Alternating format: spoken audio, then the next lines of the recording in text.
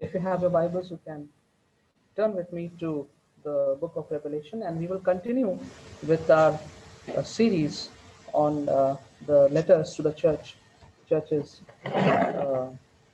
the seven churches. Um,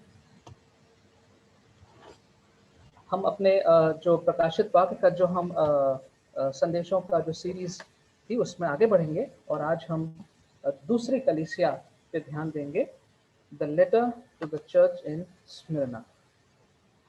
Have you ever felt like you are losing your patience waiting on God's promises for your life?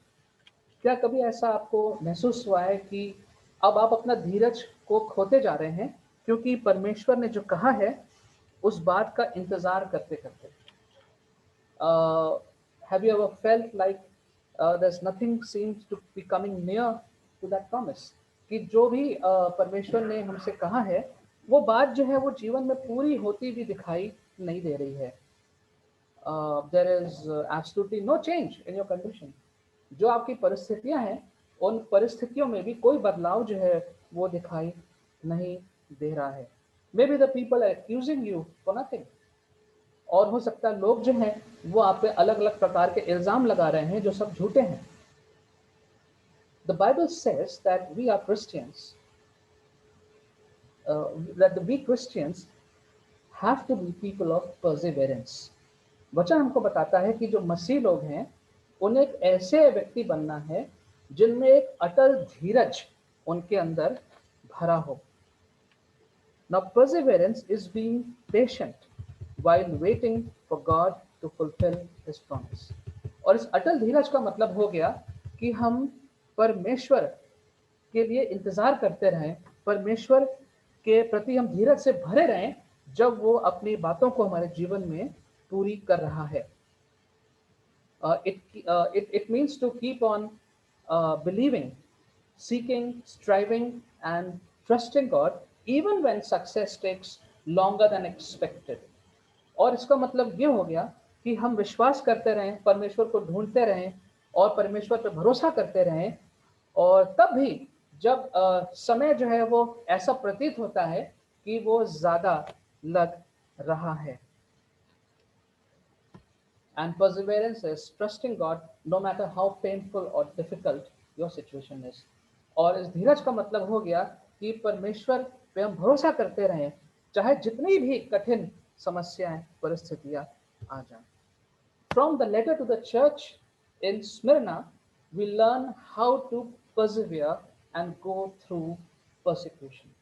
जो Smyrna को पत्री लिखी गई उससे हम इस बात को सीखते हैं कि कैसे हमें अटल विश्वास धीरज बना के रखना है, और कैसे अगर कठिन परिस्थितियां जा रही हैं और कलीसिया सताव से गुजर रहा है तो कैसे हमें उसको अपने धीरज को बना के रखना है. Now what's the background of Smyrna? It's very large, but I'll going to give you in a very concise way. Smyrna जो स्थान है इसकी क्या पृष्ठभूमि है, इसके पीछे क्या था? तो वैसे तो ये बहुत बड़ा है लेकिन मैं आपको बहुत संक्षेप में बताऊंगा. Smyrna is in present day Turkey. जो तुर्की जो देश है, स्मिर्ना जो है वो वहां पर है. It is now called Izmir.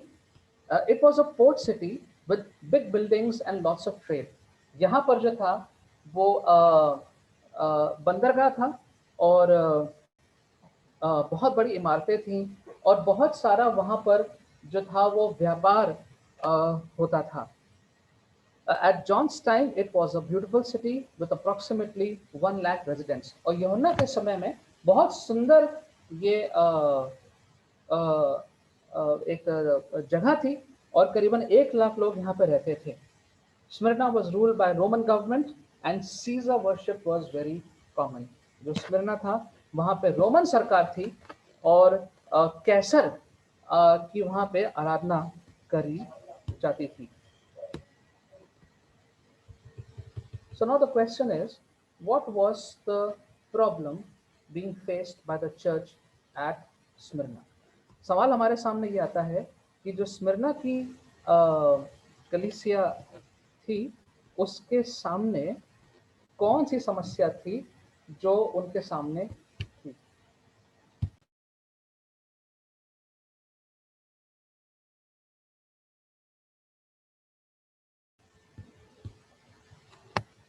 तो क्या समस्या थी इन लोग के सामने?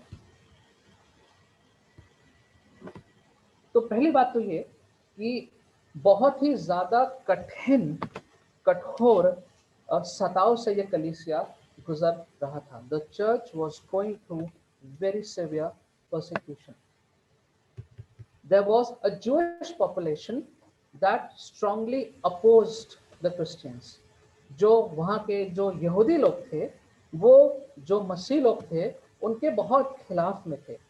And there was a non-Jewish population that was loyal to Rome and supported emperor worship.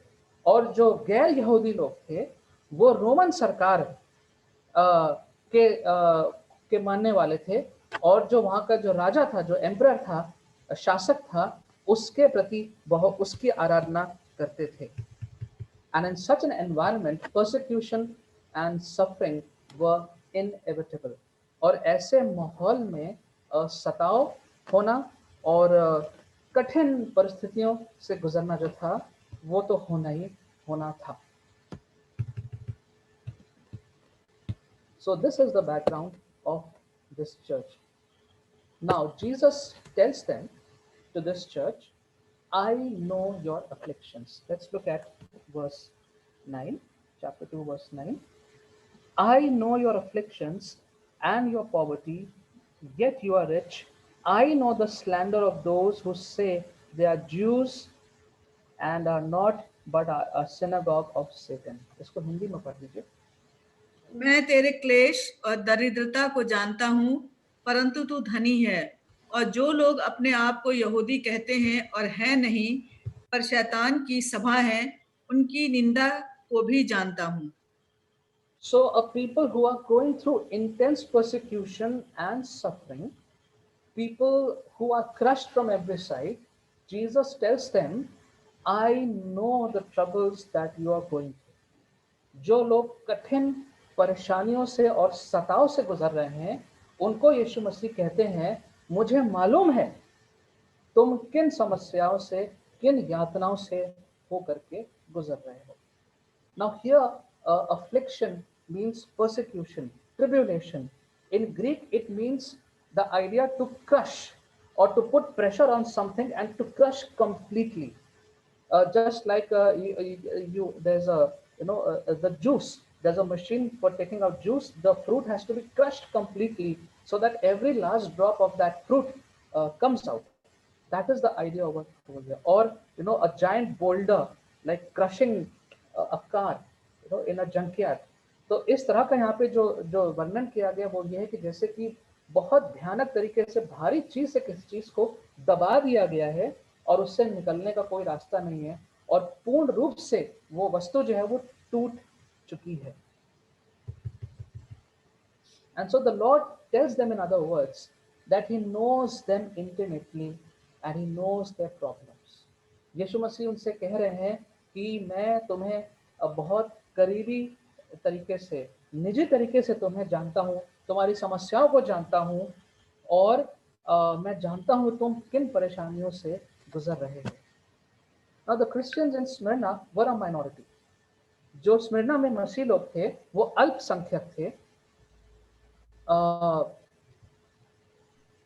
हर साल वहाँ पे जो वहाँ के जो नागरिक थे उनको कैसर के सामने आराधना करनी पड़ती थी, धूप बत्ती जलानी पड़ती थी. Every citizen had to burn incense on the altar of Caesar and they had to say Caesar is lord. और उनको ये कहना पड़ता था कि सीजर जो है, कैसर जो है, वो प्रभु है. The Christians at Smyrna refused to practice Caesar worship, and because of which they faced severe persecution. जो मसीह लोग थे स्मिर्ना में, उन्होंने इनकार कर दिया था कि हम इस कैसर की आराधना को नहीं करेंगे, और इसलिए उनको बहुत सताव का सामना करना पड़ रहा था. The Christians were mocked, they were abused and they were cursed. उनका मजाक उड़ता था, उनके साथ बदसलूकी करी जाती थी. They lost their property, they were put in jail, all because of the faith in Jesus. उनका जितना भी उनका जाल माल था, जो भी वो उनसे ले लिया गया था, और उनको जेल में भी डाल दिया गया था क्योंकि वो यीशु मसीह में विश्वास करते थे. And the church at Smyrna had persecution and trouble, yet they preserved their faith in Jesus. और ये जो कलीसिया थी, इतना सताव होने के बाद, इतना ज़्यादा उन पे ये मुसीबत आने के बाद, फिर भी वो अटल विश्वास में बने हुए थे, और इस बात को यीशु मसीह सराह रहे हैं. The Lord Jesus is commending them for the wonderful attitude in trials and perseverance. इस मुश्किल की घड़ी में, इस बिल्कुल टूटेपन की स्थिति में, कैसे उन लोगों ने अपने आप को और अपने विश्वास को संभाल के रखा हुआ था, इस बात को देखते हुए यीशु मसीह उनकी सराहना कर रहे हैं. Now, since we are talking about persecution, we who live in big cities may not have a taste for it, may have not tasted it so far. हम लोग जो बड़े शहरों में रहते हैं, शायद हमने इसको कभी चखा नहीं है, शायद हम कभी जानते नहीं हैं कि इस कलीसिया के सताव का मतलब क्या होता है. But all those who know about the rural India, and people like Bijoy and others who go to the villages, they know what exactly I am talking about. जब हम गांव देहात की बात करते हैं और वहाँ पे जब हम देखते हैं, तो जो मैं कह रहा हूँ उस बात को आप लोग समझ सकते हैं. Let me give you a couple of figures so that we know that this is not something about which we can't relate to, but it is something which is very much around us, just that it has not reached us yet. तो मैं आपको बताना चाहता हूँ कुछ आंकड़े दे करके कि ऐसा नहीं है कि जो यहाँ बात हो रही है सताव की, ये बहुत कहीं दूर है, हमारे पास कभी नहीं आएगी. ये हमारे चारों तरफ है, बस अभी हम तक पहुंची नहीं है. According to a report released in mid-July this year, this July, by the Religious Liberty Commission of the Evangelical Fellowship of India, there were 135 cases of attack against Christians, houses, churches, and individuals until this year June. इसी साल lockdown के दौरान 135 ऐसे वाक्य हुए जब मसीहों पर उनके घर में तोड़फोड़ हुई, उन पे हमला हुआ, कलीसियाओं पे, घरों पे और व्यक्तियों पे हमला हुआ. In fact, the General Secretary of EFI, Vijesh Lal, he said that we thought attacks on Christians would die down during the lockdown when businesses, markets, schools, and colleges were closed, when nobody would venture out, but we were mistaken. The attacks on Christians increased during the lockdown. EFI के जो secretary हैं, सचिव, उन्होंने कहा कि हमें तो ऐसा लगा कि लॉकडाउन के दौरान कम से कम जब सब लोग घरों में हैं, बाजार बंद हैं, स्कूल बंद हैं, तो ये जो मसीहों पे जो जो हमले हो रहे हैं, जो सताव है, वो कम हो जाएगा, कि कोई घर से बाहर नहीं निकलेगा तो कैसे होगा. पर दे वर रॉन्ग, ऐसा नहीं हुआ, बल्कि इस लॉकडाउन के दौरान मसीहों पे हमले बढ़ गए. There were 33 attacks in March and 21 in June, according to the report. मार्च के महीने में 33 बार और जून के महीने में 21 बार, और जुलाई में ये और बढ़ गया. And the hate crime against Christians in India has risen by an alarming 40.8% this year, in spite of the nationwide lockdown.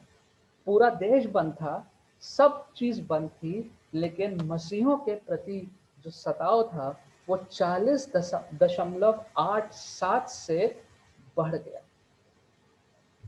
And how can we forget Uttar Pradesh? Uttar Pradesh was the worst in this. According to the persecution report, the maximum number of attacks against Christians, that was 63, were in Uttar Pradesh. जो सबसे ज्यादा हमले जो मसीहों पे हुए वो उत्तर प्रदेश पे हुए. Every fifth incident of attack on Christians happened in Uttar Pradesh. हर पांचवा हमला जो हुआ मसीहों पर, कलीसियाओं पे, लोगों पर, वो उत्तर प्रदेश में हुआ. Why am I giving you these figures? So that our heart can go out to the church at Smyrna and at the same time we understand that it is all around us, it has just not yet reached us. क्यों मैं आपको बता रहा हूँ? क्योंकि ये हम समझ सके कि स्मिरना की कलीसिया में क्या हो रहा था, और ये हमारे चारों तरफ है, लेकिन अभी हम तक केवल पहुंचा नहीं। As compared to this, we are safe, or maybe we don't do anything that causes danger. शायद इसको देखें तो हम लोग सब बहुत सुरक्षित हैं, या हम कोई ऐसा काम ही नहीं करते हैं जिससे कोई खतरा आए। But certainly there is a fear of what may happen. एक डर बैठा रहता है। जब हम लोग गांव में जाते हैं और गांव में जब कुछ कार्यक्रम करना होता है, तो एक ख्याल आता है, पता नहीं क्या हो जाए, क्या हो सकता है, क्योंकि गांव देहात में ये ज्यादा है। But the Lord says that He knows it. यीशु मसीह कह रहे हैं कि वो इस बात को जानते हैं। It is His church and He will see us through. यीशु मसीह इस बात को जानते हैं, जो कलीसिया है वो यीशु मसीह की है, और इस पूरे सताव में, इस पूरे परेशानियों में यीशु मसीह ही साथ रह के हमें इसमें से बाहर निकालेंगे। Then verse 9, the Lord says, I know your poverty. First He said, I know your afflictions, and then He says, I know your poverty.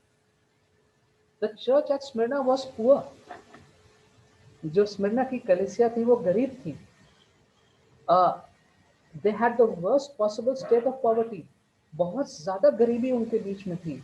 Why were they poor? क्यों गरीब थे वो लोग? All their possessions were taken away. जो भी उनके पास था, जो भी उनकी संपत्ति थी, उनको सताव के कारण उनका सब छीन लिया गया था। The Christians were excluded from their community by law. और उनके जो नियम कानून थे उसके अंतर्गत उन्होंने जो मसीह लोग थे उनको सबको अलग कर दिया था। They could not buy or sell anything. They were not given jobs. They could not do business because of their faith in Jesus. ना वो कुछ खरीद सकते थे, ना वो कुछ बेच सकते थे, ना उनको कोई नौकरी मिल रही थी, ना उन्हें कोई व्यवसाय मिल रहा था। क्यों? क्योंकि वो यीशु मसीह में विश्वास करते। And the same thing is happening in our context also, in our villages also.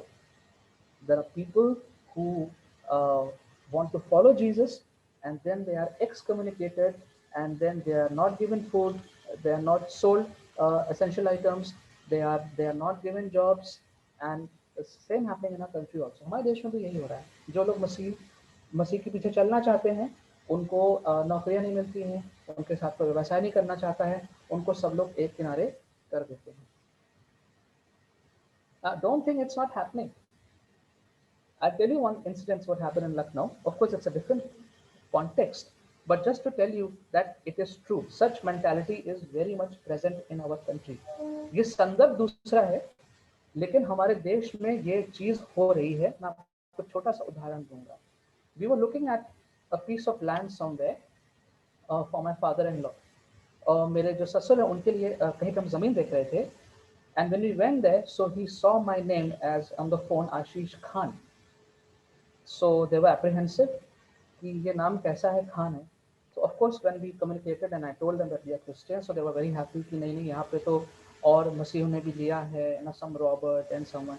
And then he told me, we don't give land to Muslims. बुरा मत मानिएगा, हम मुसलमानों को ये जमीन नहीं बेचेंगे।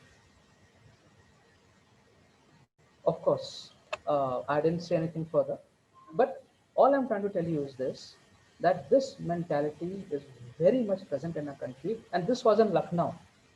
Think about the villages. ये पढ़े लिखे लोग बोल रहे हैं, educated people are saying like this, speaking like this.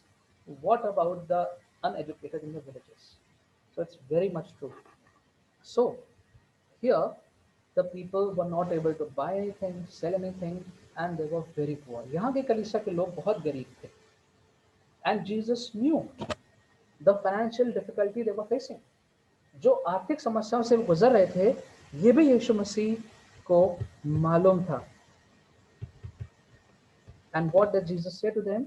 Jesus says, yet you are rich.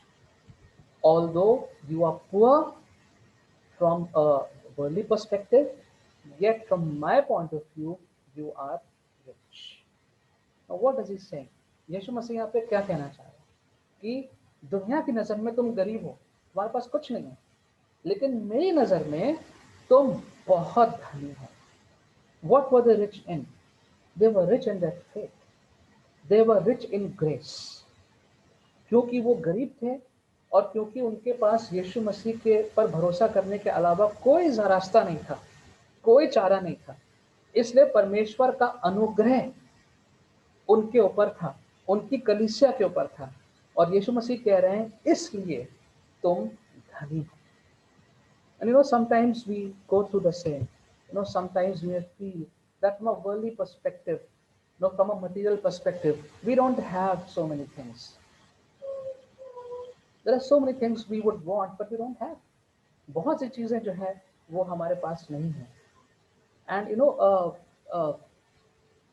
people who are into big businesses, we know that in order to reach to the top, there's lots of wrong things that we have to do. Lot of bribes you have to give, lot of wrong things you have to do, then you get to the top. And Christians, many Christians, most Christians are not able to do that. And so because we stand by our values, we remain just the way we are. और क्योंकि हम अपने मूल्यों के साथ समझौता नहीं करते हैं, इसलिए शायद हम उन बड़े बड़े मुकामों पर नहीं पहुंच पाते हैं. And the Lord is saying to you and me, you are rich. If you follow my precepts, if you follow my instructions, and if you are living a life that I've told you, you are rich. And if the Lord says you are rich, then you are rich indeed. अगर परमेश्वर आपसे कह रहा है कि आप अमीर हैं, आप धनी हैं, तो फिर सचमुच में आप धनी हैं. We know how the riches of the world is. It comes and goes. Today you have a bank balance, tomorrow it is gone. आज आपके पास बैंक में पैसा है, कल चला गया. Today you have a house, tomorrow it's gone. That's the way the riches of the world is. जो हमारे संसार की जो सारा धन संपत्ति है वो इसी प्रकार से आज है कल नहीं है. But to be rich in the Lord is a blessing for eternity. लेकिन प्रभु यीशु मसीह में जब हम धनी हो जाते हैं, जब उसके बताए हुए रास्ते पर चलते हैं और उसके अनुग्रह से भर जाते हैं और परमेश्वर का प्रेम हमारे जीवनों में भरा रहता है, तब हम परमेश्वर की दृष्टि में धनी रहते हैं. That's what the Lord is saying. I know your afflictions, I know the poverty, but yet, the word is yet. फिर भी तुम धनी. And then one more thing the Lord says, I know the slander against you. कि तुम्हारे खिलाफ जो है वो झूठे झूठे तुम पे इल्जाम लगाए गए हैं. All these slanders were coming to them from the Jews. They used to influence and trouble the Christians. जो यहूदी लोग थे वो यहाँ के मसीहों को परेशान करते थे और उन पे झूठे झूठे इल्जाम लगाते थे. They ridiculed the Christians, they mocked, they spread rumors, they accused them, they criticized the God's people. वहाँ के जो यहूदी लोग थे वो इस प्रकार से इन पे झूठे इल्जाम लगाते थे, इनके बारे में अफवाहें फैलाते थे और इनको बहुत परेशान करते थे. And Jesus says, don't worry, I know all the cruel things they are saying about you. जो भी तुम्हारे बारे में गलत गलत चीजें ये लोग कह रहे हैं वो भी मैं जानता हूँ. People are trying to accuse you and tear you down, but I know you. I know you. And that is very comforting. प्रभु यीशु मसीह कह रहे हैं कि मैं जानता हूं तुम्हारे बारे में लोग क्या क्या झूठा बोलते हैं, तुम्हारे बारे में क्या अफवाहें फैलाते हैं, लेकिन मैं तुम्हें जानता हूं. I know who you are truly. सचमुच में तुम क्या हो ये मैं जानता हूं. So let's take comfort from this. There will be times when the people who hate the Lord Jesus will hate you, will put false charges against you, will try to frame you, and this happens in Christian circles also. ये मसीही जो लोग अपने आप को मसीह कहते हैं, अपने आप को मसीह नाम से बुलाते हैं, तो वहां पर भी देखा जाता है कि आप पे झूठे इल्जाम लगाएंगे, आपके लिए गड्ढे खोदेंगे ताकि आप गिर जाएं, आप फंस जाएं.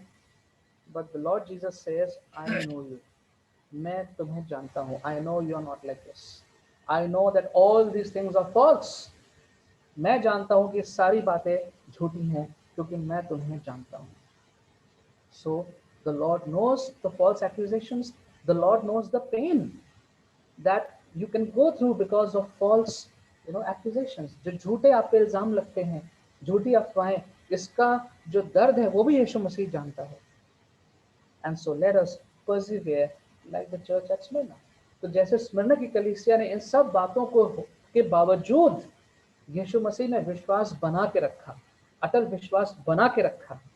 आज भी कलीसिया को यही करना है कि अपने विश्वास को बना के रखना है. Now, very interestingly, let's see how Jesus introduced himself in this letter. In every letter, you will see that Jesus introduces himself in a very unique way. एक अद्भुत तरीके से हर पत्री में यीशु मसीह अपने आप का अपने बारे में बताते हैं. Let's see what he says over here. Here, the Lord Jesus says, "These are the words of him who is the first and the last, who died and came to life again." Hindi में पढ़ दीजिए. जो प्रथम और अंतिम है, जो मर गया था और अब जीवित हो गया है, वो ये कहता है. जो प्रथम है और जो अंतिम है. Now this is an Old Testament title of God. पुराने नियम में परमेश्वर का ये शीर्षक है. Let's look at Isaiah 44 verse 6 in English and Hindi. Anyone please? Isaiah 44 verse 6.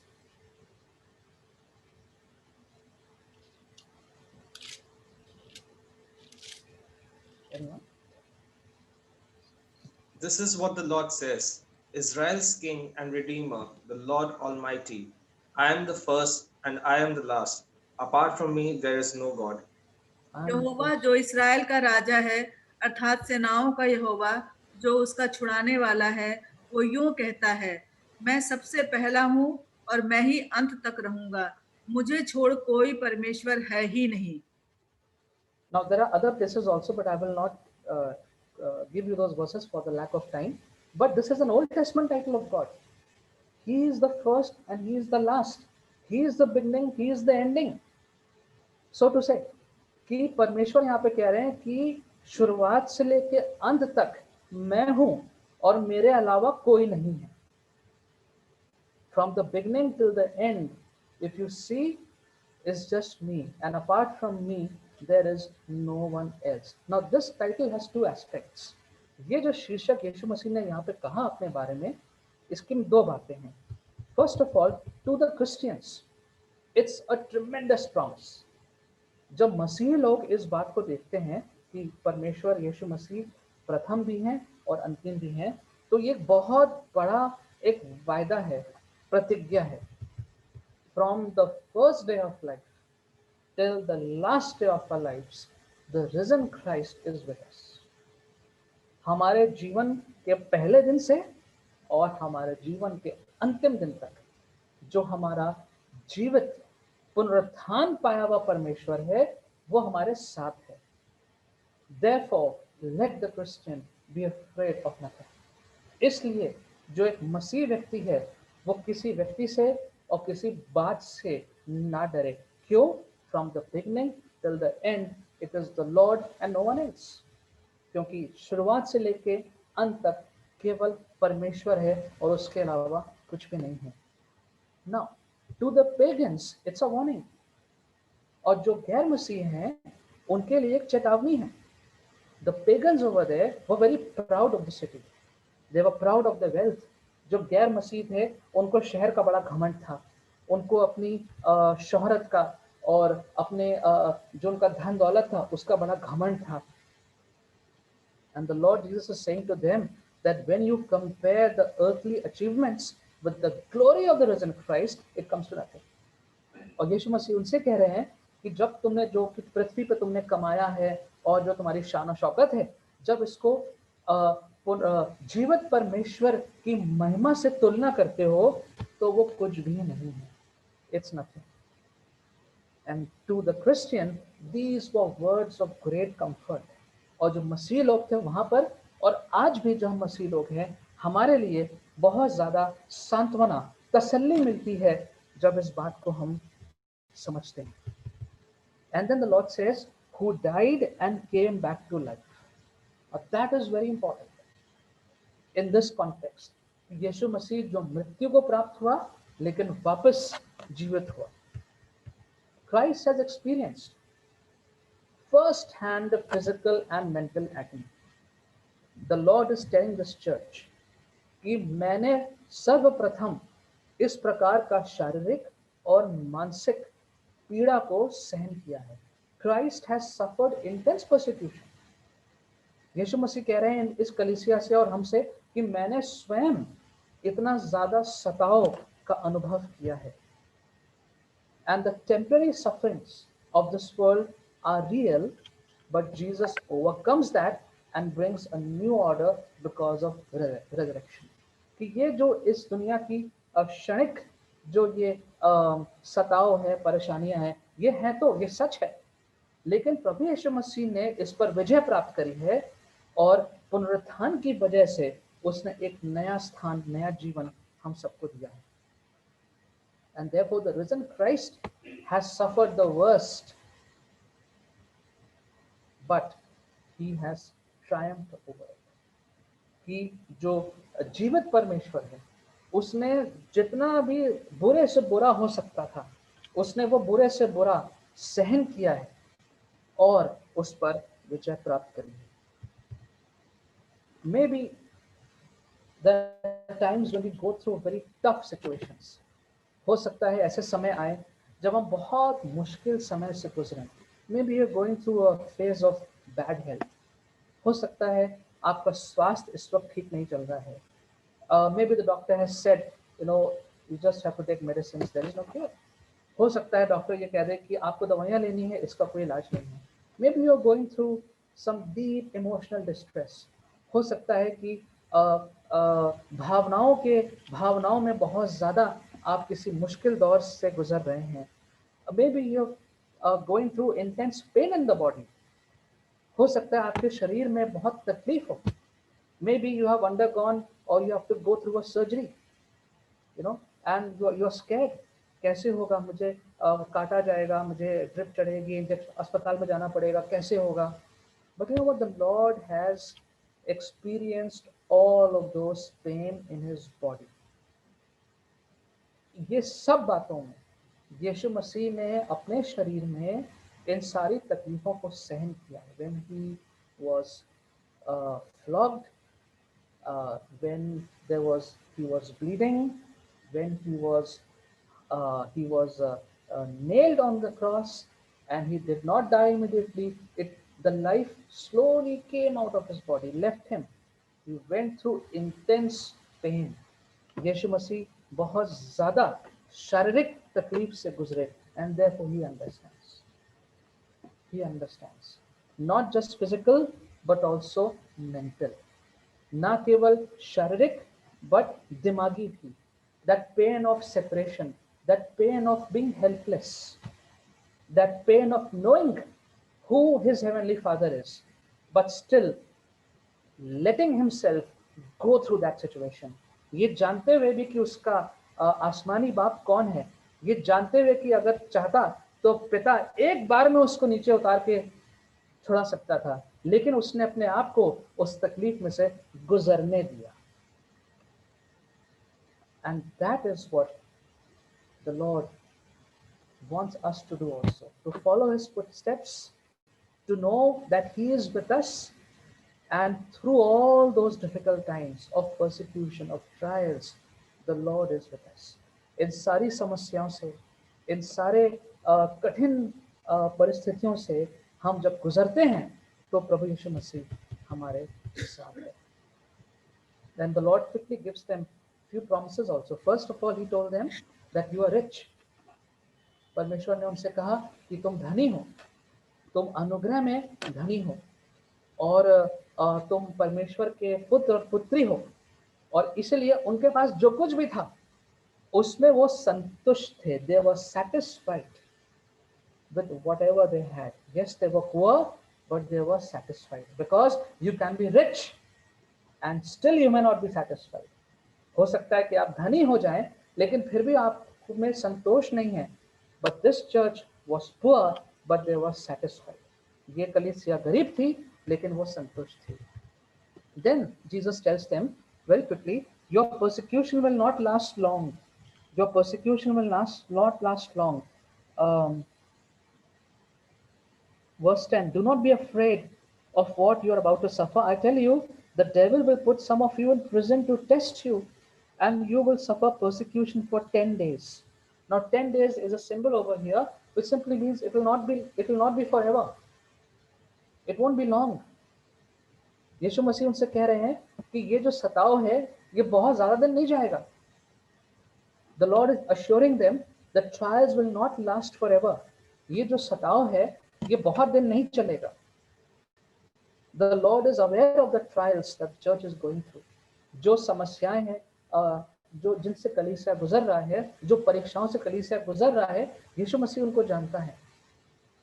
और यीशु मसीह कह रहे हैं उनसे कि ये जो स्थिति है, परिस्थितियां हैं, ये हमेशा ऐसी नहीं रहेंगी. The Lord is in control. I am in control. The Lord is saying. मेरे नियंत्रण में है और ये ज्यादा दिन ये परिस्थितियां नहीं आएंगी. एक बदलाव आएगा. The Lord will bring a change because it is His church and He is in control. Nothing can happen unless the Lord allows it. जब तक कि यीशु मसीह किसी बात की अनुमति ना दे, तब तक कोई बात नहीं हो सकती. And the Lord tells them to be faithful even to the point of death.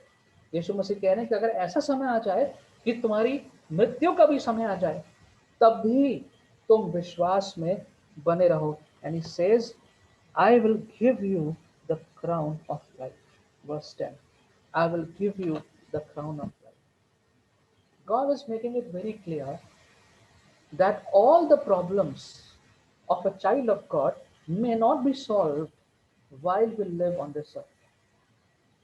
ये स्पष्ट प्रकार से वचन में लिखा हुआ है, यहाँ फिर लिखा हुआ है कि हमारी सारी समस्याएं जो हैं उनका समाधान ना मिल पाए जब हम इस पृथ्वी पर रहते हैं. Paul said, I was giving a thorn in my flesh.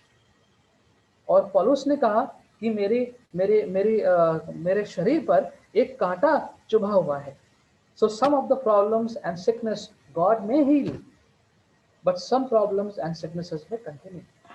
कुछ जो बीमारियां हैं, तकलीफें हैं, उनको परमेश्वर चंगाई देता है, लेकिन शायद कुछ जो हैं वो चलती रहेंगी. But do not be disheartened. मायूस मत होइए, because we have a prize to be won, and that is the crown of life. एक उपहार है, एक पुरस्कार हम सबके लिए है, और वो है जो जीवन, अनंत काल जीवन का एक ताज है, वो हमारे लिए रखा हुआ है. The Lord is telling the church at Smyrna that some of you may have to die for my sake, but don't worry, I have a crown to give to you at the end. कि मत परेशान हो, अगर तुम में से किसी को मौत भी आ जाए, तब भी तुम्हारे लिए मैंने अनंत काल के जीवन का ताज तुम्हारे लिए रखा हुआ है.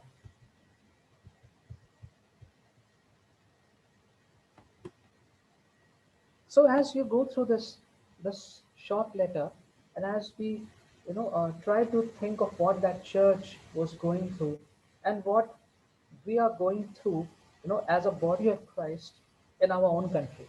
जब हम सोचते हैं इस कलीसिया के बारे में और जो प्रभु यीशु मसीह की हम जो एक बड़ा शरीर हैं हमारे देश में मसीहों के साथ, और जो देश हैं उनके साथ मसीहों के लिए क्या हो रहा है, उनके साथ क्या हो रहा है, तो बहुत हो सकता है कुछ लोगों के मन में ये विचार आए कि हमारा विश्वास का क्या फायदा.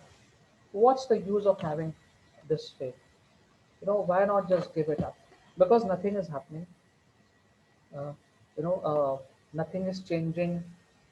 Things are the same. Things are getting worse. So just give up this faith. Why to waste time in this? कई बार लोगों के मन में ऐसा विचार आता है कि क्यों ना अपना विश्वास हम छोड़ दें, क्या फायदा. Or people can get complacent with the situations. हो सकता है कुछ लोग जो है सोचे अब क्या फायदा है, अब सभी जगह ऐसा हो रहा है, सभी लोग ऐसा कर रहे हैं, अब कोई फायदा नहीं है. Maybe a sincere prayer of yours remains unanswered. हो सकता है आपने बहुत ही ज़्यादा एक प्रार्थना कर रहे हैं और उस प्रार्थना का आपको जवाब नहीं मिल रहा है. Maybe your health is failing. शायद आपका शरीर जो है, जो स्वास्थ्य है, वो आपका साथ नहीं दे रहा है। And may be you feel that the Lord does not care, और शायद ऐसा विचार आपके मन में आ रहा है कि परमेश्वर को मेरी चिंता नहीं है। And if you are becoming weak in your spirit in prayer and keeping your faith, but the truth is that the Lord knows everything about you.